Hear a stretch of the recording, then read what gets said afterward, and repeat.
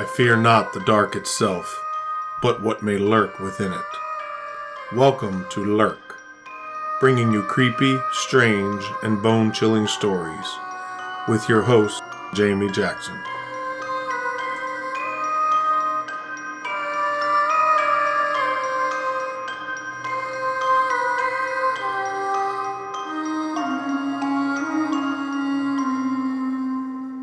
Hey Lurkers, welcome to episode 37. In today's episode, we will be talking about the mysterious disappearance of Rosemary Teresa Kunst.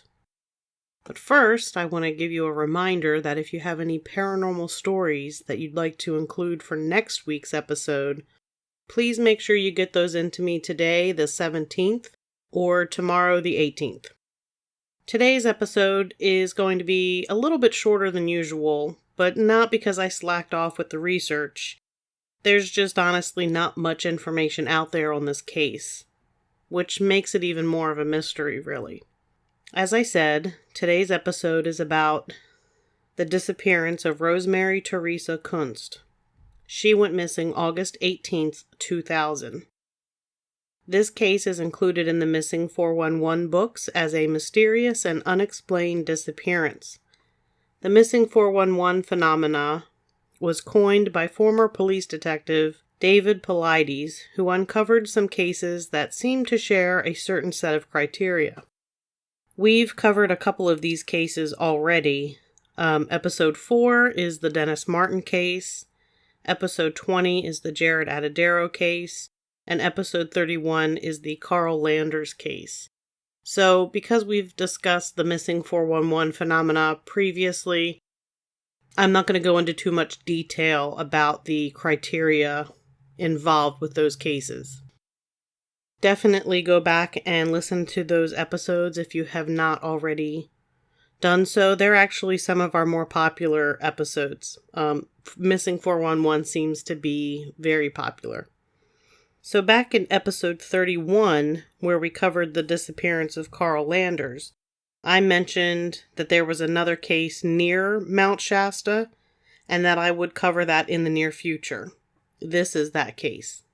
If you haven't already done so, I would recommend listening to episode 31, which is, as I said, the Carl Landers case, and it also includes a couple other mysterious disappearances from Mount Shasta in California. And then part 2 of that, which is episode 32, part 2 covers the weird stuff that happens in the Mount Shasta area. That includes UFOs, Bigfoot, and mystic beings that live inside the mountain. So definitely, if you haven't already, I recommend listening to those episodes in conjunction with this one. For this episode, I used various newspaper articles as well as David Paulides' book, Missing 411, Western United States and Canada. As always, don't go to Amazon to look for these books. Mr. Paulides sells these himself on his own website. The website is canammissing.com. That's CANAM missing.com. I'm going to put the link in the show notes, or you can go and find on our Facebook page. I shared a link that Mr. Paulides had shared on his Missing 411 page. You can find that link there as well. So, Rosemary Teresa Kunst was born November 1st, 1929, in San Francisco, California. She wasn't a very big woman. She was only 5'3" and 122 pounds. In 1950, she married Charles Bud Kunst, and together they had 6 children and 11 grandchildren. Bud and Rosemary lived in San Anselmo, California, and they were both very active and enjoyed the outdoors. Rosemary worked as a licensed family and marriage counselor. In October 1998, tragedy struck. Rosemary and her husband Bud were in a serious car accident. Her husband Bud died, and Rosemary was left battling for her life. She worked very hard to overcome her injuries, and in 2000 she was finally back to the energy level she had prior to the accident. Not surprisingly, she struggled with the loss of her husband and sought ways to try to feel close to his spirit. This led her to the Earth Circle organization in Yreka, California. The Earth Circle organization was run by Charles Red Hawk Tom, who was a Kurok chief and elder who was also raised as a medicine man. Charlie Tom was a World War II veteran, then a logger, until an injury forced him to retire from that work. He was then a professor of Native Studies at Humboldt State University and was instrumental in saving Mount Shasta from becoming a commercial ski resort. He eventually started the Earth Circle organization. The Earth Circle organization taught Native American spiritualism and environmental practices, and they carried out spiritual ceremonies at Spirit Lake in the Marble Mountain Wilderness annually. There was an altar built at the lake where the members of the Earth Circle organization would call to the gods and perform a spirit dance. Drumming, singing, and dancing were all involved. In August of 2000, Rosemary, who was a very spiritual person, joined in on their annual backpacking trip in order to gather Native American medicine and listen to the Great Spirit's teachings and be rejuvenated. She was looking forward to the trip and was excited to be going. On August 17, 2000, a group of around 20 people, led by Charlie Red Hawk Tom, headed out on a 12-mile hike to the small oval-shaped mountain lake area known as Wooley Creek. The group included a cook and horses used to bring tents, food, and other equipment to the camping spot. The area where the retreat was located is in the Marble Mountain Wilderness.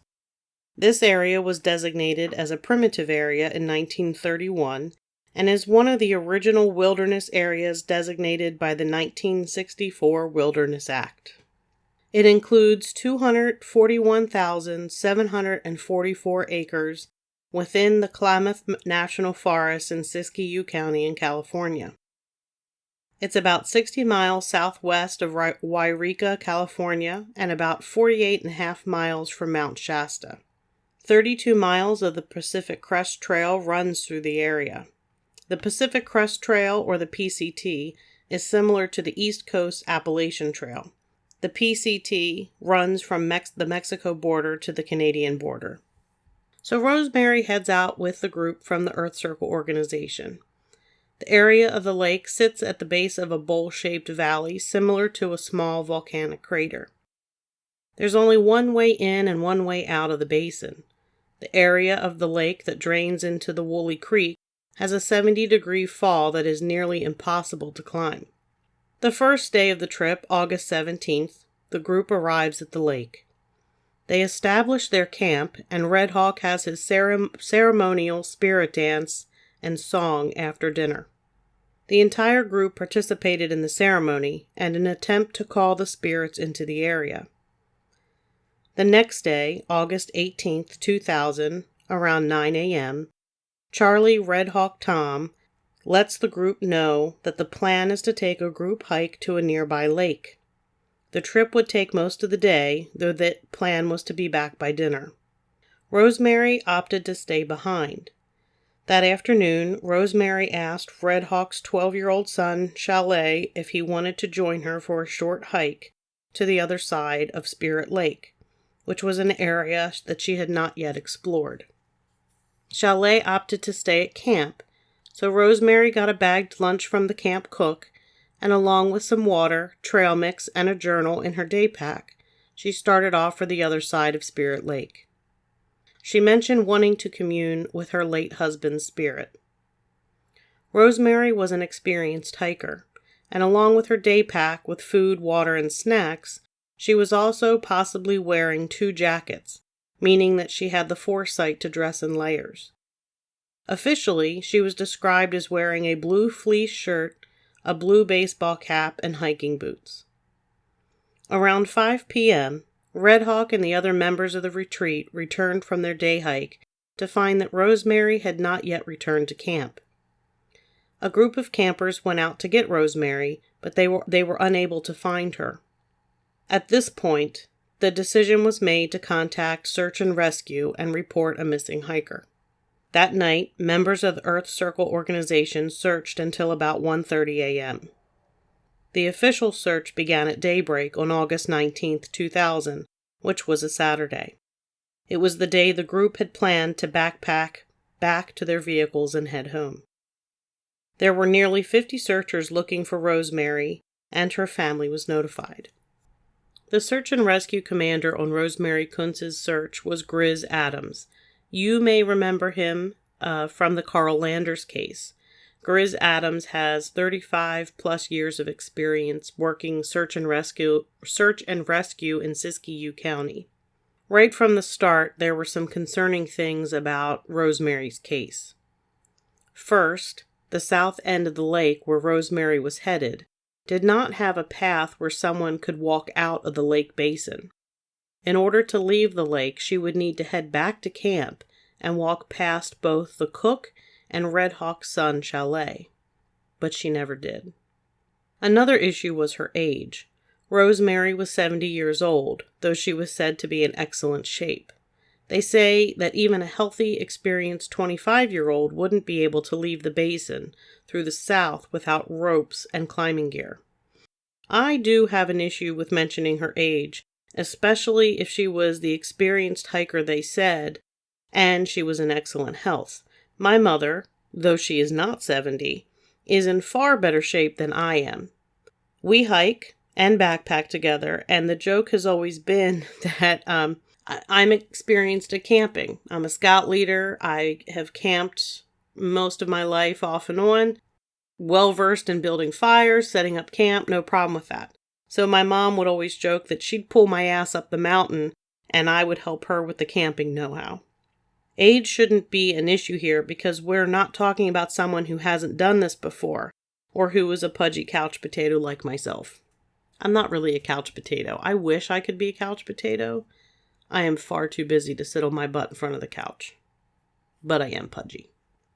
So included in this search for Rosemary was a National Guard FLIR-equipped helicopter. And FLIR is something that detects heat signatures. It's infrared. If you watch any of the ghost shows on television, you may have seen FLIR being used. The fire departments used FLIR to find hot spots in the wall. So this would be able to find the heat signature of a person. There was also a California Highway Patrol helicopter. There were scent tracking canines and cadaver scenting canines.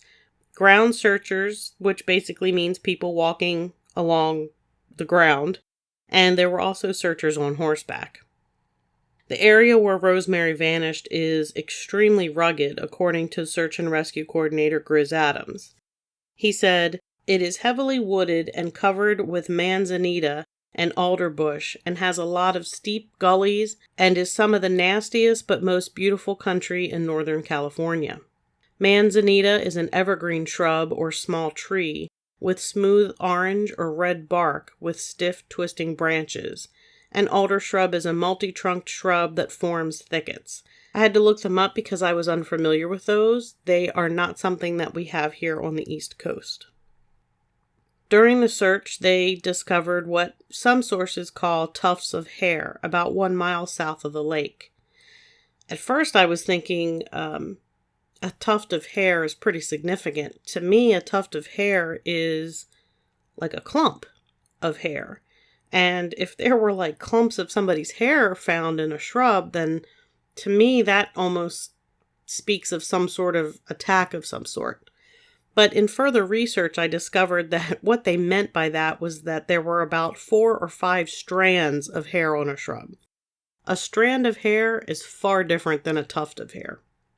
They did say that they were able to match the hair to Rosemary using samples from the hairbrush she left back at camp.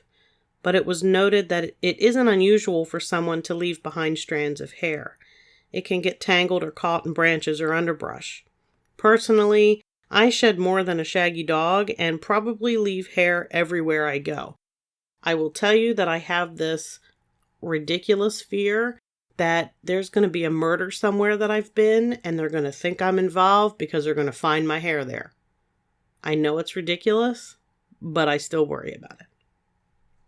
Also interesting to note is that Rosemary did not actually have long hair. She had very short, cropped hair. And that makes getting her hair caught kind of an odd thought. But depending on how tall that shrubbery was, it wouldn't be unusual to maybe catch your hair a little bit and just have it naturally shed. It was noted that the temperatures at night were dropping down into the 40s, but according to Grizz Adams, that was definitely a survivable temperature. They had divers search Spirit Lake. Grizz Adams stated, "Divers didn't find anything. Searching the lake was done to make sure she wasn't there." Rosemary's family also searched areas with a professional guide. This was in addition to the searchers from 4 counties, Siskiyou, Del Norte, Shasta, and Marin. I did read in one article that Rosemary's family concentrated searching areas that the official search and rescue team were not focusing on, so that everywhere was covered. They were looking everywhere for her. The search was ended on August 24th, 2000 at 6 p.m. with the agreement from Rosemary's children. If you remember from episode 31, Carl Lander's case, Grizz Adams noted that he doesn't end a search until the family agrees to end the search. He would have asked them, he would have talked to them about it, and at this point there really wasn't anything to go on. No foul play was suspected, and there was no belief that she harmed herself. Remember, she had invited Red Hawk's 12-year-old son to hike with her, and I don't think she would have done that if there was any notion at all that she was going to do any harm to herself. There's just no evidence of anything. There's nothing to go on, Grizz Adams said. The assumption at this point is that she's not alive. The dogs never picked up on a scent, which Grizz Adams thought was highly unusual, because they knew exactly where Rosemary had been heading that day, and exactly where she had walked. Cadaver dogs never picked up a scent either. Grizz Adams was asked about the possibility of an animal attack. There are both bears and mountain lions in the Marble Mountain wilderness, but attacks are almost unheard of. In addition, had there been an animal attack, there would have been evidence of such. There would be a defined location of the attack with blood and evidence of someone fighting for their life. Nothing like that was ever found. None of the items Rosemary had with her were ever found. No day pack, lunch bag, journal, clothing, water bottle, nothing. Nothing was found. As I mentioned in episode 31 in the disappearance of Carl Landers, there are 2 cases that search and rescue coordinator Grizz Adams, in his 35-plus year career, claims will always bother him, and those are the disappearances of Carl Landers and Rosemary Kunst. In both of those incidents, canines never picked up a scent, and not one piece of evidence was ever found, even though in both cases they knew exactly where the people had disappeared. If you remember in Carl Landers' case, he disappeared within a quarter-mile path that there's nothing there. There were no crevices, not really any trees, no boulders, no place to hide, no place he could have fallen and disappeared into. He was just gone. And within that stretch, that quarter-mile stretch, the dogs never picked up on a scent. They never found any of his clothing. They never found anything. With Rosemary's case, it's the same thing. There is a defined path. There's no other way out of that area. You most likely are not straying from the path because of how thick the underbrush there is. These alder bushes and manzanita are very thick, much like rhododendron thickets, I would imagine, along the Appalachian Trail, here on the East Coast, for people who kind of want a reference. So they know that she's walking to the south side of Spirit Lake. They know the path she's taking. They know she was on that path because they did find strands of her hair that they were able to match to the hair in her brush. So they know exactly where she is. And yet, despite that, scent dogs can't pick up her scent. And we're not saying there was a huge gap of time. That evening, they know she's missing. They're looking for her. And at daybreak, they're there searching for her. And yet, there's nothing there to be found. In David Paulides' book, he mentions that he was able to speak with Charlie Red Hawk Tom, who was in charge of the Earth Circle organization. Red Hawk confirmed that they had conducted a spirit dance at the altar the first night of the retreat, the night before Rosemary disappeared. He stated that he believed that she somehow got to a location called Devil's Back, but he never offered an explanation as to how or why, and he had no idea why she would leave the safety of Spirit Lake. So what happened to Rosemary Kunst? My guess is that we'll never really know what happened. Her family ended up having a celebration of life ceremony for her in September of that year. Basically, I have no idea. I have no idea what would happen, what happened to her. My first thought would be animal attack. That would be my first guess. But again, Grizz Adams, who has way more experience than I do, he's got over 35 years experience working in search and rescue and with emergency services in Siskiyou County. He's very familiar with these areas. He's had to search for people in them before. And as he said, there's going to be evidence of an animal attack. If you're attacked by an animal, there's going to be blood. If you're attacked by an animal, I don't think that you're going to stand there still and quiet and not fight back. It's instinct to protect yourself, to try to get away. So there's going to be evidence of that. And you have expert trackers and searchers looking in the area. And you have the dogs. So there would be some sign, something that would indicate that there was some kind of animal attack. So I have no idea what happened to her. I have no idea. In the 21 years since she disappeared, there have been no signs of her at all. Nothing has ever been found. Just like Carl Landers, nothing has ever been found to indicate what might have happened or where he may have gone. No clothing. None of the items that either one had have ever turned up at all. So that's going to do it for this episode of Lurk. And I apologize for it being a little bit shorter than normal. We are in full holiday panic in my house right now. Basically, that just means that I'm panicking. I'm freaking out. I'm overwhelmed, trying to get ready for the holiday. And it happens every year. You know, because I'm the crazy person who thinks that she's going to be tied to a murder investigation because she sheds her hair all the time all over the place and they're going to find her hair and think that she's involved in it.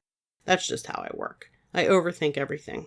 So I'm actually in a cramped area of my recording space because this is the Christmas present hiding spot.